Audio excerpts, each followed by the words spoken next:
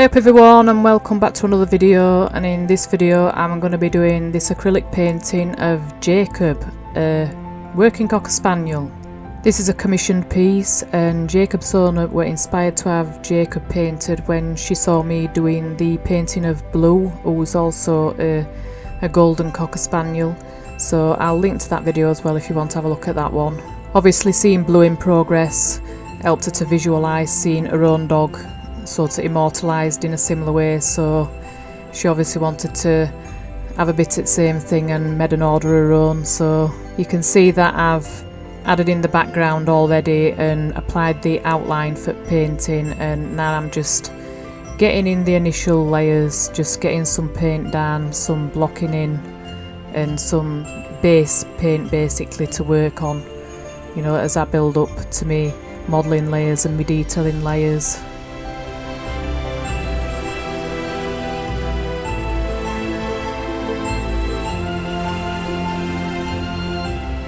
I'm using all my usual supplies as well. The paper that I'm using is the usual Fabriano Artistico hot press, £300 weight. All the other supplies I'll just link to them in description as per usual, and you can have a look. The painting, I can't remember the exact dimensions, but it's basically equivalent to A3 size. I just squared it off a little bit to fit Jacob in it a little bit better because his profile don't really suit the rectangular format of A3. I have to do this with a lot of paintings. It just means that you might have to get it custom framed and not use like a standard size frame.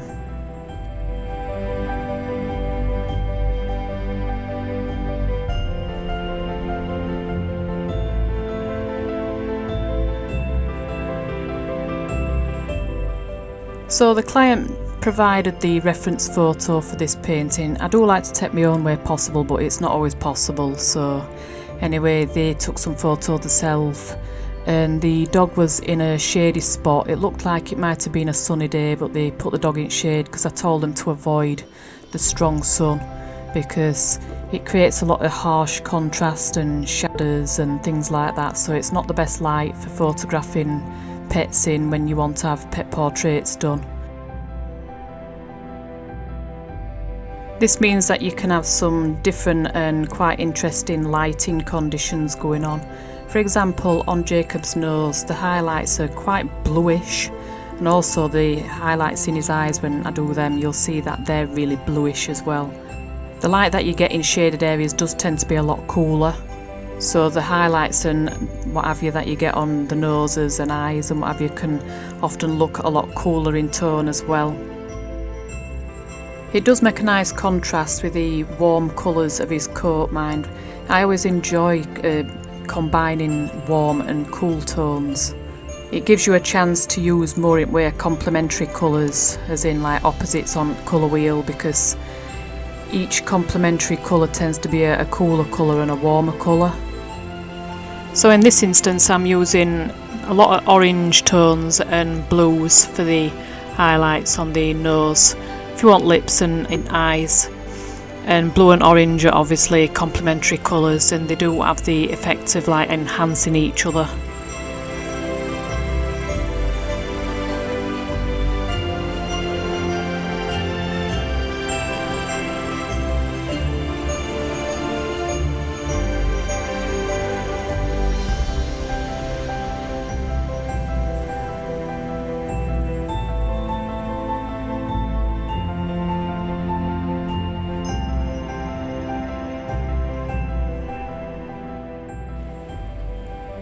You may have noticed the fact that his lips caught on his teeth as well at one side, and I did mention this to the client when she sent me the reference photos through and asked her if she minded about that, and she said she didn't. So it was something that he often does and part of his character, and to be honest it does tend to be something that spaniels do a lot, I think because they're quite jowly.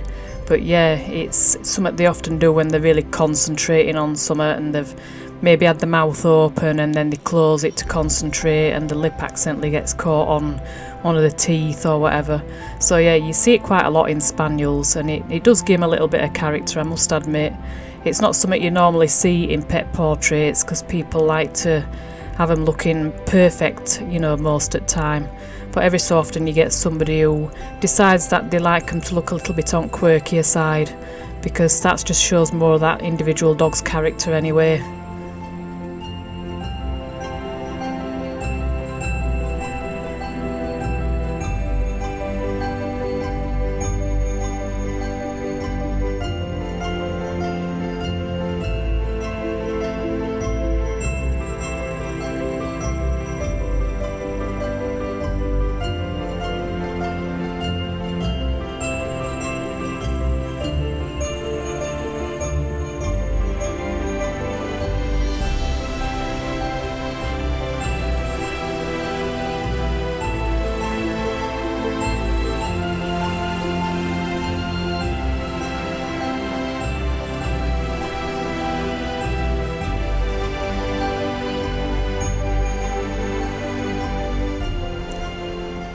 So now I'm finally going to do the detail on eyes, which have been looking a little bit dead up to now, and I'm going to be adding the highlights and what have you, and all of a sudden you'll just see them come alive.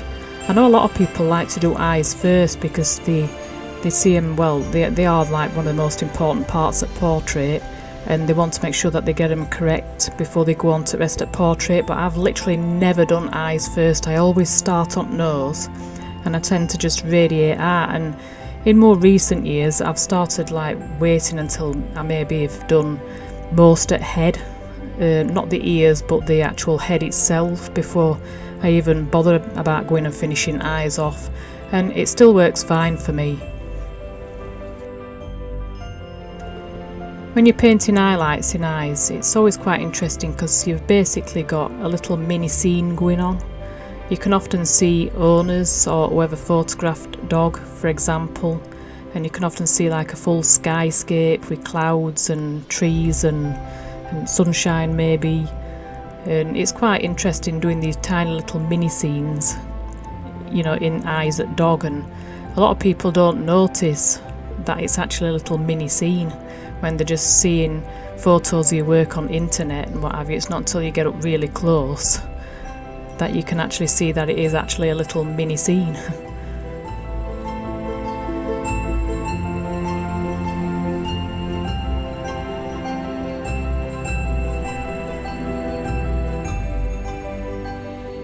Meanwhile, you can see that I've been working on his ears, and spaniel ears are quite challenging to set least, with the long wavy or curly hair that tends to clump into like bigger strands, you know, that comprise like numerous like actual hair strands, and then they're sort of like interweaving and interlocking with each other, and it's really challenging to paint, you know, hair like this. You'll see that I've been doing some glazing and what have you. I have got a video about glazing and doing hair similar to this on a poodle, and I'll link to that above if you want to have a look at that.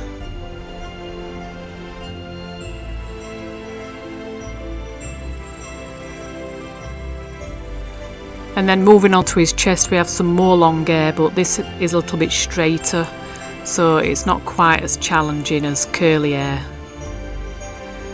I found that having some paler hair on his chest and on his ears as well helped him to stand out quite a little bit more from the background than what he otherwise would have done. With Blue, I had the backlighting, which helped him to stand out because it really created a lot of bright highlights around the edge of him. But on Jacob, it was the actual colour of the hair, and it just seemed to be a lot lighter in certain places.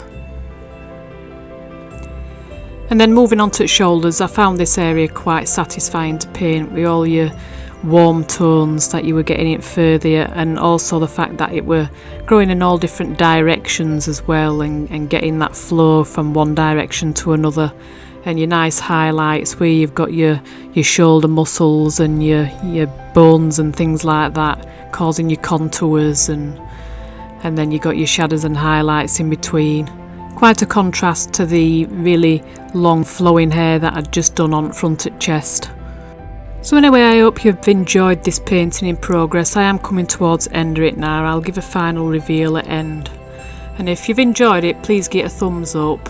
And if there's any parts that you want to see as a tutorial, then be sure to mention it in comments, or any constructive feedback about my videos and what you'd like to see and what you think could improve them. So I think that's going to be it for now. I'll see you in my next video. Bye!